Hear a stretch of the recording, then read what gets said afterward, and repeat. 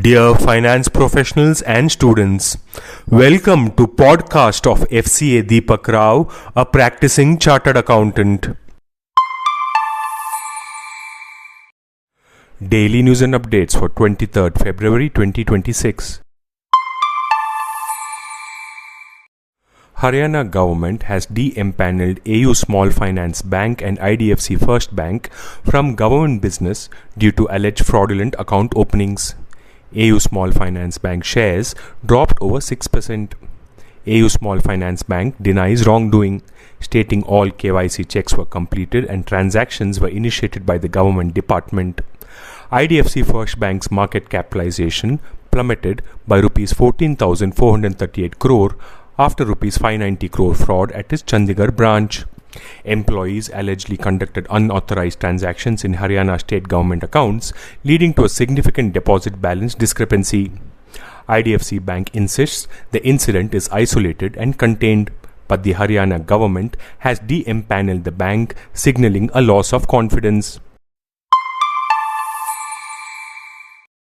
The Indian arms of the Big Four professional services firms, which have long been active in small and medium-sized M&A transactions, are making a determined move into $500 million plus M&A deals, an area where global investment banks traditionally dominated. A league table analysis of M&A transactions worth more than $500 million between October 2024 and October 2025 reveals that EY advised on 7 of them, PwC on 2 and Deloitte on 1. Google is significantly expanding its presence in Bengaluru's Whitefield, securing rights to approximately 2.6 million square feet at Alembic City. This move highlights the tech giant's sustained commitment to the region, with the landlord obligated to reserve additional office blocks exclusively for Google.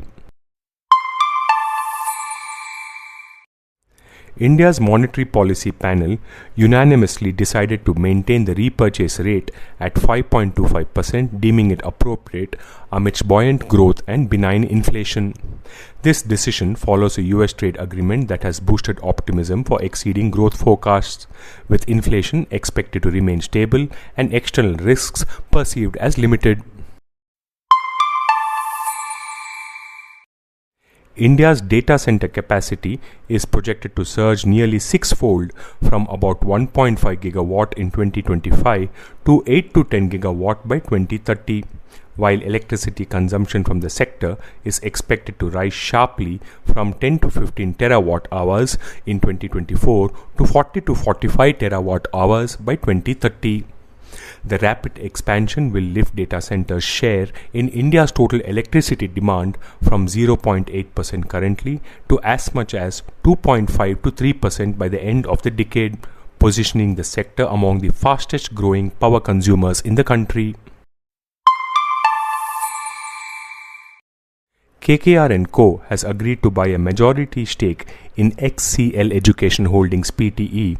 In a deal that values the Southeast Asian school operator at about $1.3 billion.